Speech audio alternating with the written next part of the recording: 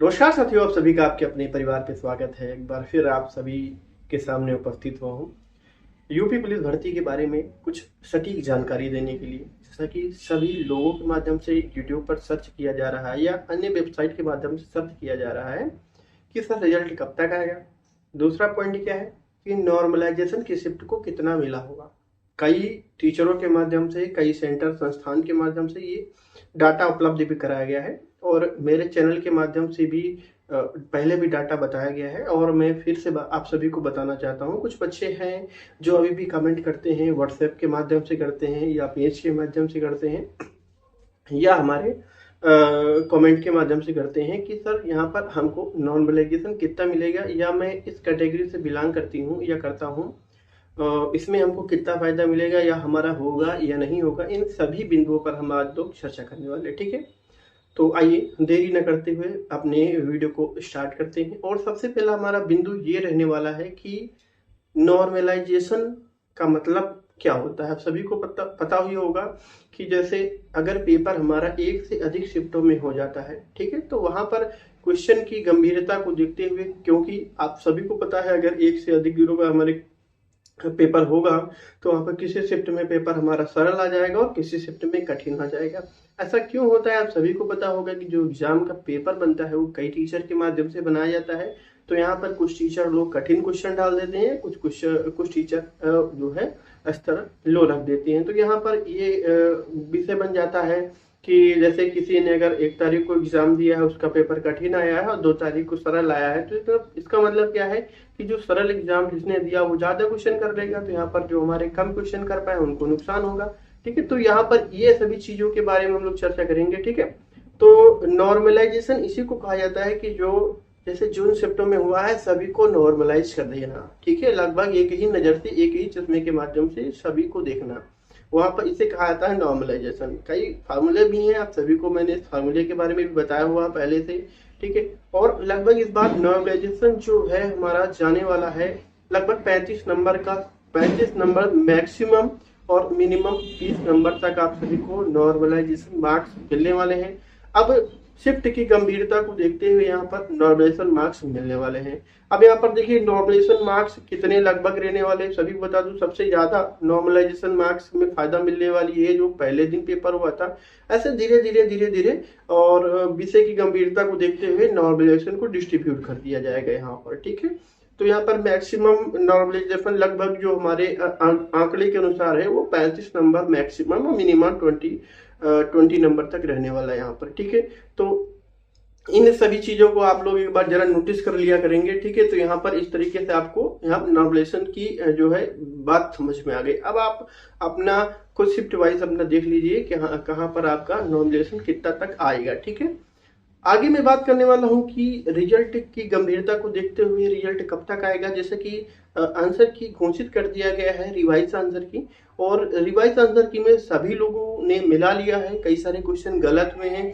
एक क्वेश्चन मैंने पहले भी बता रखा, जैसे मैंने बताया है कि 25 क्वेश्चन गलत हुए, यानी कुल 150 क्वेश्चन में अगर 25 गलत हो गए, ठीक है, तो यहाँ पर विषय की गंभीरता को देखते हुए यानी 125 क्वेश्चन यहाँ पर हमारे रह गए हैं। और जैसे कुछ जैसे 29 क्वेश्चन ऐसे हैं जिनके 2 विकल्प सही हैं, तो इसका मतलब अगर दोनों में से किसी एक अगर कोई भी कर दिया होगा, ठीक है, दो विकल्प में कोई एक विकल्प अगर किसी में चूज कर दिया होगा तो उसको वहां पर नंबर मिलने वाले हैं। आगे 16 ऐसे हैं जिनके विकल्प को बदल दिया गया है, ठीक है। जैसे ए नंबर पहले आयोग ने माना था, उसके बाद में अगर उन्होंने जांचा परखा, अगर उनको पता चला कि नहीं ये नहीं है, यहाँ पर सी, ठीक है। तो यहाँ पर इस तरीके से कुल 16 क्वेश्चन है जिनको यहाँ पर चेंज किया गया है, ठीक है। तो इस तरीके से रिवाइज आंसर की आप सभी के सामने आ गया, आप सभी लोगों ने देख लिया है। और यहाँ पर बहुत सारे बच्चों का ये कमेंट आ रहा है कि सर जो है हमारे इतने नंबर में है कि हमारा क्वेश्चन हम फाइट कर सकते हैं। तो एब्सोल्युटली मैं आप सभी को यहाँ पर भी बता दूंगा कहाँ तक आप लोग फाइट कर सकते हैं, ठीक है।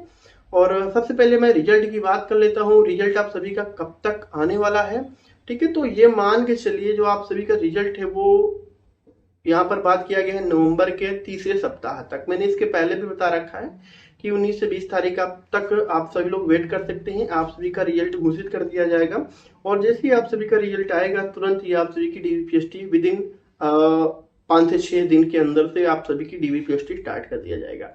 नहीं मालूम है, मैं आप सभी को बता देता हूँ डीवीपीएसटी का मतलब क्या होता है। Document verification and physical standard test होता है, ठीक है। सीधी सी बात, ये मान लो कि आपके जो डॉक्यूमेंट्स है वो चेक किए जाएंगे और आपकी लंबाई नापी जाएगी एंड सीना नापा जाएगा, ठीक है। ये होता है हमारा पीएसटी में। बस अब आगे देखने वाली बात होगी कि जैसे डीवीपीएसटी के लिए हमारा जो ये नवंबर वाला रिजल्ट आता है, उसके बाद में कितना दिन का टाइम देते हैं, वहां पर देखने वाली बात होगी। क्या जो हमारा पीटी है उसके लिए कुछ मौका दिया जाता है या डीवीपीएसटी के साथ पीटी करा लिया जाता है, यहाँ पर ये देखने वाली बात होगी। तो वही यहाँ पर हम लोग थोड़ी सी बात कर लेते हैं कि हमारी जो है वो कट ऑफ कितने तक रहने वाली है। यहाँ पर जनरल कट ऑफ है एक प्रकार से, मानिए ऐसी कट ऑफ शायद हो सके ना देखने को मिले और या फिर देखने को मिल भी सकती है। तो यहाँ पर हम लोग जनरल कट ऑफ के बारे में ही डिस्कशन करने वाले हैं। तो सबसे पहले बता दूं, मेल कैटेगरी में मैं यहाँ पर बात करने वाला तो जो जनरल कैटेगरी से है वो 190 तक या 195 या 200 तक यहाँ पर आप लोग अगर आ रहे हैं अब भी रिवाइज आंसर के आने के बाद में, तो अपने आप को सेफ माने और दौड़ना अपना जारी रखें। आगे बात कर लूँ, ओबीसी 185-90 तक अगर है तो ठीक ठाक है, यहाँ पर डरने वाली कोई बात नहीं है। और ईडब्ल्यूएस 180 प्लस में है तो यहाँ पर भी कोई डरने वाली बात नहीं है। और यहाँ पर आप सभी को एक लॉजिक बताऊंगा लास्ट में कि यहाँ पर जो है कैसे सेफ रहने वाले हैं ओबीसी वाले, ठीक है। आगे मैं बात कर लेता हूँ एससी और एसटी की बात कर लेता हूँ, तो यहाँ पर लगभग वैरी करेगी 140-160 तक यहाँ पर वैरी करने वाली है। उसके बाद में फीमेल की बात कर लेता हूँ तो यहाँ पर जनरल लगभग 170 to 180 तक रहने वाली यहाँ पर फीमेल को फायदा मिलने वाला है, ठीक है। आगे ओबीसी वगैरह जो यहाँ पर है वो 162-165 से लगभग तक रहने वाली है। उसके बाद में मैं ईडब्ल्यूएस की बात कर लेता हूँ तो यहाँ पर भी ईडब्ल्यूएस लगभग यही ओबीसी के जैसा ही रहेगा, 160-165 तक यहाँ पे रहने वाला है। आगे क्या है, एससी एसटी की बात कर लेता हूँ, लगभग 125 से 140 से 45 तक यहाँ पर रहने वाली फीमेल कैटेगरी में, ठीक है। तो हाँ, मैं बात कर रहा था कि जो है हमारा ओबीसी है, ओबीसी में क्यों जो भी आरक्षित वर्ग है यहाँ पर वहां पर क्यों फायदा मिल जाता है। वहां पर क्या होता है कि जो भी जनरल के बच्चे होते हैं, जनरल की जो सीटें क्या सभी जनरल हैं, वहां पर कुछ आरक्षण दे दिया जाता है। तो जो भी जैसे नंबर है, मान के चलिए जनरल का 100 नंबर है, अगर ओबीसी 80 है और वो जनरल में 100 नंबर तक गया है, 100 से ज्यादा पा गया तो वो जनरल फाइट कर जाएगा। यहाँ पर ज्यादा बच्चों को आरक्षण में फायदा मिल जाता है, ठीक है। तो ये सारी चीजें यहाँ पर रहने वाली होती हैं। और आगे मैं बात कर लेता हूँ जो दौड़ के बारे में है। यहाँ तक सारी चीजें समझ में आ गई होंगी, ठीक है। एक बार समझ में आ जाती हैं तो प्लीज लाइक करिएगा, लाइक करके शेयर कर दीजिएगा ज्यादा से ज्यादा लोगों को। और इसके आगे मैं एक चीज बात कर लेता हूँ जैसे दौड़ की है, ठीक है। तो दौड़ में आप होता क्या है, बहुत बच्चे बाहर हो जाते हैं। क्यों? क्योंकि ग्राउंड जो होता है वो 400 मीटर का होता है और हमें ग्राउंड पे दौड़ने की आदत नहीं होती है।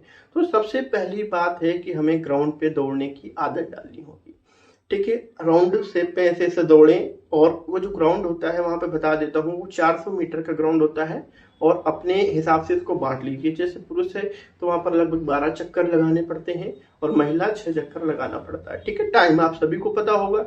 और आप सभी लोग जो दौड़ रहे हैं वो पहले तो ग्राउंड पे दौड़े, सेकेंड टाइम अपने टाइम लगा के दौड़े और ये मान के दौड़े कि कल हमारी रेस है, ठीक है। ये मान के दौड़ो कि कल तुम्हारी रेस है तो आज अच्छे से निकाल पाओगे। अगर ये सोचोगे अरे रेस तो बहुत दिन है, रेस का टाइम तो बहुत ज्यादा है, तब तक हम कंफर्म कर लेंगे अपनी, तो वहां पर प्रॉब्लम क्रिएट होगी। क्योंकि सबसे ज्यादा बच्चा यहाँ पर जो बाहर होता है वो रेस में बाहर हो जाता है और जिससे उसको प्रॉब्लम क्रिएट होने लगती है, ठीक है भाई। चूंकि अगर एग्जाम निकल गया आपका, डीवीपीएसटी अच्छे से हो गई तो रेस निकालना है, रेस के बाद तो आपको नौकरी मिल ही जानी है। अगर वहां पर हम लोग कमी दिखाते हैं तो भाई आपकी गलती है, तो आप तैयारी करिए और रेस की अच्छे से तैयारी करिए। क्योंकि और एक चीज याद रखिएगा, रेस का कोई नंबर नहीं दिया जाता है, आपको क्वालिफाई ही करना पड़ता है। तो आप ऐसे टाइम मैनेजमेंट करें कि ना आप सबसे आगे रहें ना आप सबसे पीछे रहें, आप अपने टाइम से दौड़ते रहें, ठीक है। महिला वर्ग में बात करता हूँ, महिलाओं में भी क्या होता है, कभी कभी बहुत ही कम करके वहां पर बुलाया जाता है, मतलब कट ऑफ कई बार डाउन किया जाता है, तो है उनके पास गोल्डन चांस होता है। और महिलाओं के लिए गोल्डन चांस ये भी है कि उनके लिए पद 12,000 पद उनके आरक्षित पद होते हैं। यहाँ पर जो भी अन्य पद है उस पर भी जा सकती हैं, आरक्षित तो है ही है इनके पद यहाँ पर, ठीक है।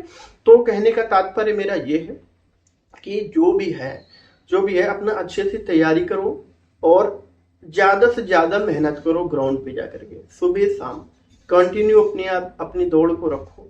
और यहाँ पर देखिए ठंडक के दिनों में कुछ फायदा कुछ नुकसान हर बार होता है। सांस लेने में थोड़ा प्रॉब्लम होगी, अगर आप हैबिचुअल हैं तो वहाँ पर कोई प्रकार की ज्यादा दिक्कत नहीं आने वाली है, और थोड़ा फायदा भी मिलेगा। जैसे क्या है, अगर आप लोग दौड़ रहे हैं तो दौड़ में आपका पैर वैर नहीं दर्द करता है, तो यहाँ पर ये कुछ फायदा मिलने वाला है, ठीक है।